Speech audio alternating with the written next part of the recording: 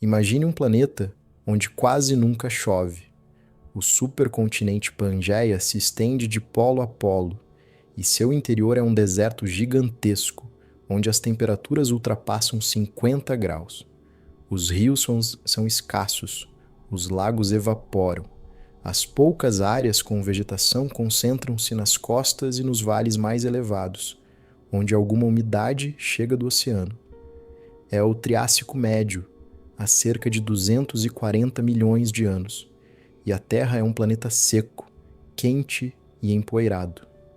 A vida está se recuperando lentamente da pior catástrofe biológica da história. A grande mortandade ocorreu há apenas alguns milhões de anos, e os ecossistemas ainda estão feridos. Os dinossauros existem, mas são criaturas pequenas e marginais, do tamanho de um gato ou de um cachorro, que correm entre as patas dos répteis que realmente dominam o planeta. Mas, a milhares de quilômetros da Pangeia, em meio ao imenso oceano Pantalassa, algo está acontecendo sob o fundo do mar. Uma coluna de rocha derretida está subindo das profundezas do manto terrestre. Quando alcançar a superfície, vai desencadear uma cadeia de eventos que transformará o clima de todo o planeta.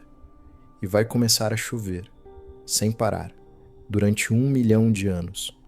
Hoje vamos nos aprofundar em uma das histórias mais extraordinárias e menos conhecidas da história da Terra.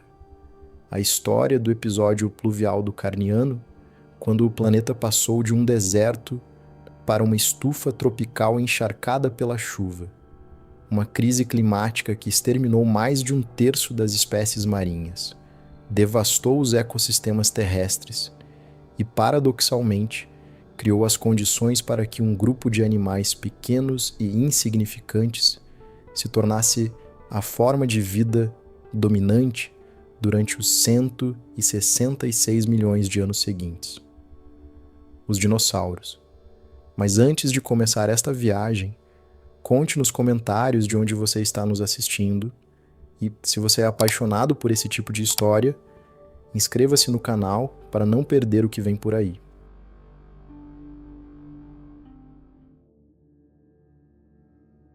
Para entender o que está prestes a acontecer, é preciso primeiro entender o mundo do Triássico Médio, há 247 milhões de anos.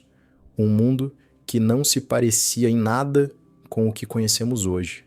A Pangeia continuava intacta. Todos os continentes estavam unidos em uma única massa de terra colossal, cercada por um único oceano global, Pantalassa. O interior do supercontinente era um inferno. As regiões centrais estavam tão distantes de qualquer costa que a umidade do oceano jamais chegava até elas. O resultado era um deserto continental de dimensões sem equivalente no mundo atual. Imagine o deserto do Atacama, mas multiplicado por 10. Um deserto que se estendia desde o que hoje é a América do Norte até o que hoje é a Ásia Central. Um continente sem fim. As regiões habitáveis concentravam-se nas costas da Pangeia e nas regiões de latitudes mais elevadas, onde as temperaturas eram um pouco mais suportáveis e chegava alguma chuva sazonal. Ali, cresciam florestas de coníferas primitivas, samambaias com sementes e ginkgos. Os rios que nasciam nas montanhas costeiras alimentavam alguns vales férteis antes de desaparecerem nas areias do interior. A fauna era estranha aos nossos olhos. Os verdadeiros donos do planeta eram os rauissúquios, um grupo de répteis arcossauros que caminhavam sobre 4 patas e podiam ultrapassar 6 metros de comprimento. Eram os predadores supremos do Triássico Médio, com crânios enormes e dentes curvos projetados para dilacerar carne. Junto deles viviam os etossauros, herbívoros encouraçados cobertos por placas ósseas que os protegiam como uma armadura medieval. Os fitossauros, semelhantes aos crocodilos atuais, mas sem parentesco direto com eles, dominavam os rios e os estuários. E entre todos eles, quase sem que ninguém percebesse, corriam pequenos animais bípedes, os primeiros dinossauros, criaturas ágeis, mas diminutas, do tamanho de um gato ou de um cachorro de porte médio, que ocupavam as margens do ecossistema. Eram rápidos, mas irrelevantes. Nada neles sugeria que estavam destinados a dominar o planeta. Eram os marginais de um mundo governado por outros. Mas aquele mundo estava destinado a desaparecer.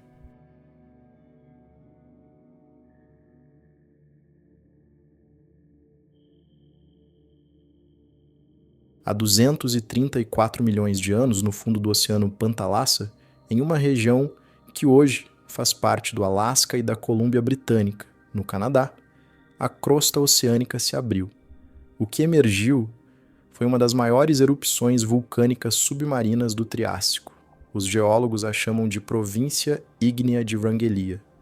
Não era um vulcão, era uma região inteira do fundo oceânico que começou a expelir lava continuamente, criando um planalto vulcânico submarino de dimensões colossais. Estima-se que o volume total de basalto que chegou à superfície tenha superado 1 milhão de quilômetros cúbicos. Os fluxos de lava se acumularam até formar camadas com mais de 6 quilômetros de espessura sob a água. Mas, assim como aconteceu com as armadilhas siberianas 20 milhões de anos antes, não foi a lava que mudou o mundo, foram os gases. As erupções de Wrangellia injetaram enormes quantidades de dióxido de carbono na atmosfera. O efeito estufa disparou.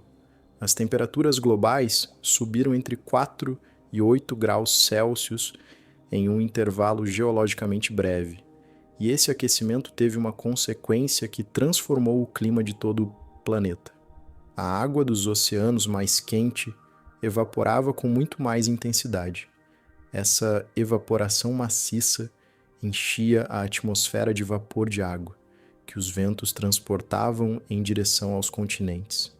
E quando esse vapor chegava às regiões costeiras da Pangeia, era descarregado na forma de chuvas torrenciais. Mas não eram chuvas normais. Eram chuvas de uma intensidade e duração que a Terra não experimentava havia dezenas de milhões de anos.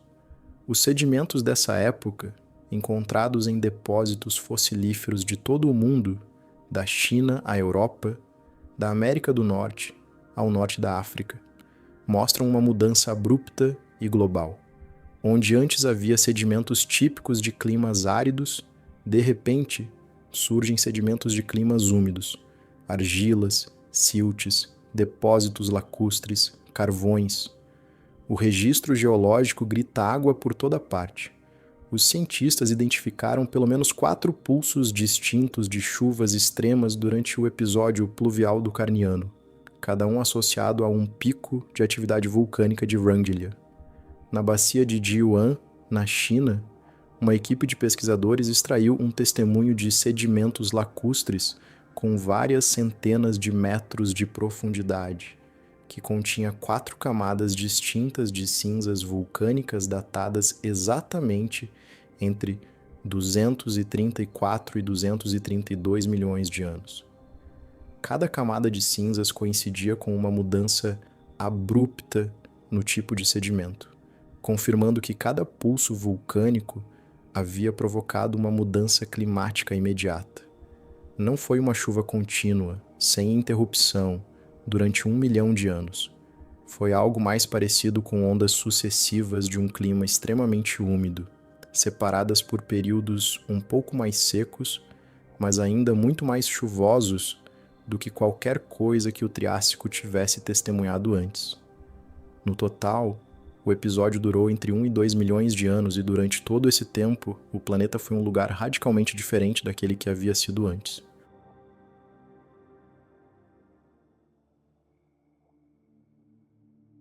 O impacto sobre os ecossistemas foi devastador.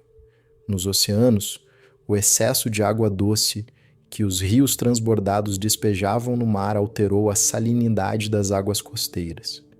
As plataformas de carbonato, enormes estruturas geológicas construídas durante milhões de anos por organismos marinhos, entraram em colapso. Os recifes que haviam começado a se recuperar depois da grande mortandade sofreram um novo golpe brutal. Os conodontes, um grupo de organismos marinhos que havia sido extremamente bem-sucedido durante o Paleozoico e o Triássico, sofreram perdas devastadoras. Os amonites perderam muitas de suas espécies. Os crinoides sofreram uma redução drástica. No total, cerca de 1/3 de todos os gêneros marinhos desapareceu durante o episódio pluvial do Carniano. Não foi tão catastrófico quanto a grande mortandade, mas foi suficiente para reconfigurar completamente os ecossistemas oceânicos. E o que surgiu depois era diferente. Os novos recifes que apareceram após a crise eram construídos por corais escleractíneos, os mesmos corais pétreos que formam os recifes tropicais que conhecemos hoje. Os grupos de plâncton calcário que dominariam os oceanos do Mesozoico e do Cenozoico se diversificaram durante esse período. Os dinoflagelados, um grupo de micro-organismos marinhos, que hoje são fundamentais para a produção de oxigênio nos oceanos, passaram por uma diversificação notável. Os oceanos modernos, tal como os conhecemos, nasceram sob as chuvas do Carniano. Em terra firme, a transformação foi igualmente radical. As regiões que haviam sido desertos durante milhões de anos transformaram-se em florestas tropicais úmidas. A vegetação mudou de forma dramática.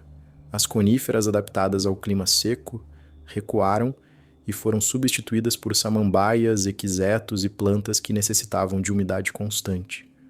O registro palinológico, isto é, o estudo do pólen fóssil, mostra uma mudança abrupta na composição da flora exatamente no momento do episódio pluvial.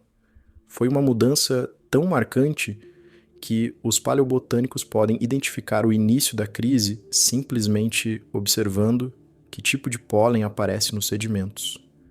Os rios que antes eram sazonais e modestos transformaram-se em enormes cursos de água permanentes.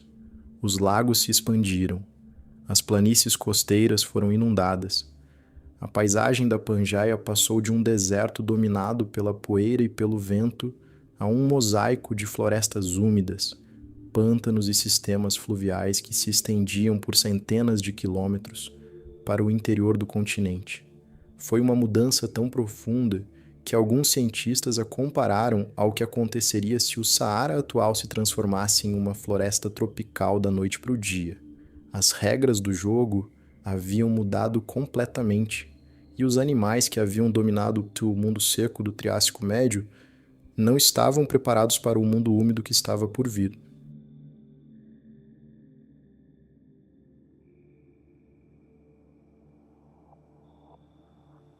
Os rauissúquios, esses predadores supremos que haviam dominado os ecossistemas terrestres durante milhões de anos, sofreram perdas graves durante o episódio pluvial.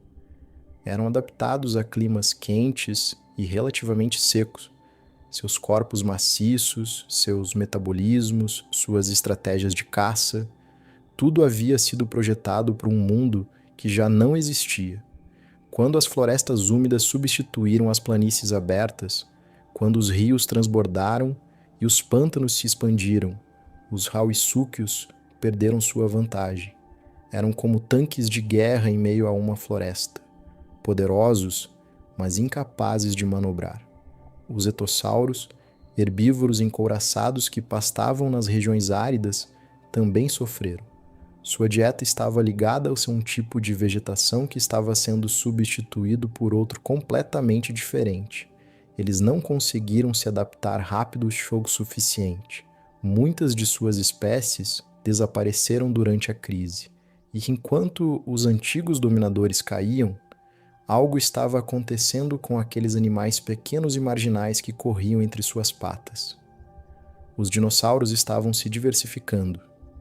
Um estudo publicado na Nature Communications em 2018 por Massimo Bernardi e uma equipe internacional de pesquisadores analisou as pegadas fósseis de tetrápodes nos Dolomitas italianos, uma das melhores sequências rochosas do Triássico no mundo.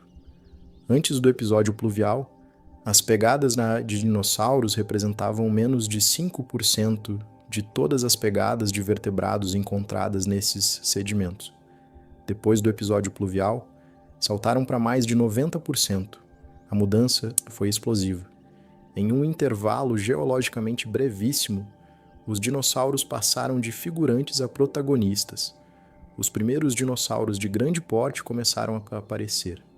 Na Argentina e no Brasil, nas formações de Estigualasto e Santa Maria. Os fósseis mostram essa transição com uma clareza extraordinária. Herrerasaurus, um dos dinossauros carnívoros mais antigos que conhecemos, já media cerca de 4 metros de comprimento. Eoraptor, menor e mais ágil, corria pelas planícies do que hoje é a América do Sul, caçando insetos e pequenos vertebrados. Eram os primeiros ensaios daquilo que viria depois, os gigantes do Jurássico e do Cretáceo. Os dinossauros se diversificaram em herbívoros e carnívoros, colonizaram as novas florestas úmidas, ocuparam os nichos ecológicos que os rauissúquios e os etossauros haviam deixado vazios. Seu corpo bípede e ágil revelou-se uma vantagem decisiva em um mundo de florestas densas e terrenos inundados, onde a velocidade e a capacidade de manobra importavam mais do que o tamanho bruto. E uma vez estabelecidos, não perderam o controle durante os 166 milhões de anos seguintes. Mas os dinossauros não foram os únicos beneficiados. O episódio pluvial do Carniano coincide com o surgimento ou a diversificação de muitos outros grupos que dominariam os ecossistemas do futuro. As primeiras tartarugas surgiram por volta dessa época. Os primeiros crocodilomorfos verdadeiros se diversificaram. Os lepidosauros, o grupo que inclui os lagartos e as serpentes atuais, começaram a se expandir. E o que é mais extraordinário, os primeiros mamaliamorfos, os ancestrais diretos dos mamíferos, também se diversificaram durante esse período. O episódio pluvial do Carniano não foi apenas uma catástrofe. Foi um ponto de virada. O mundo que existia antes da chuva era um mundo governado por répteis do Triássico Médio, adaptados à seca. O mundo que surgiu depois da chuva era o embrião do mundo mesozoico, o mundo dos dinossauros, dos crocodilos, das tartarugas e dos ancestrais dos mamíferos. A chuva que durou 1 milhão de anos destruiu um mundo e construiu outro.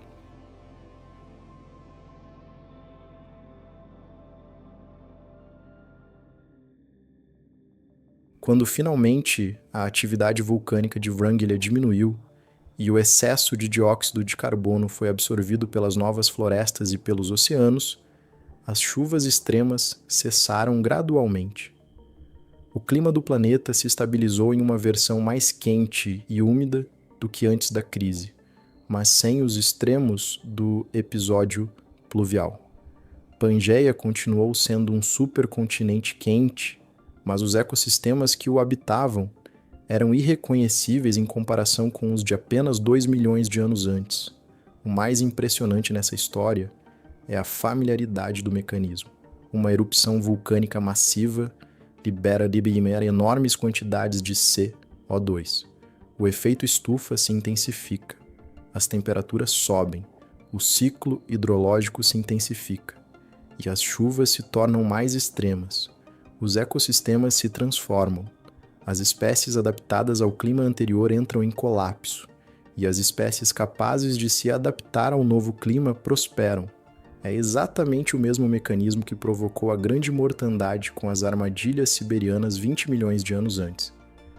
É o mesmo mecanismo que provocaria, 166 milhões de anos depois, as erupções das armadilhas do Decão, na Índia, no final do Cretáceo, que enfraqueceram os ecossistemas pouco antes de o asteroide de Chicxulub dar o golpe final nos dinossauros.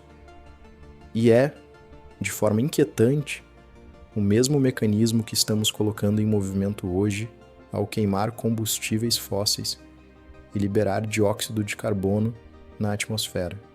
Há 233 milhões de anos, um grupo de vulcões submarinos mudou o clima do planeta, destruiu um mundo inteiro e, sem querer, criou as condições para que os dinossauros herdassem a Terra. Foi um acidente geológico. Ninguém o provocou. Ninguém poderia tê-lo evitado. Choveu durante 1 milhão de anos. E quando parou, o mundo era outro. Se esta jornada por uma das crises climáticas mais surpreendentes da história da Terra prendeu sua atenção, inscreva-se no canal e ative as notificações para não perder o que vem a seguir. Nos vemos na próxima aventura.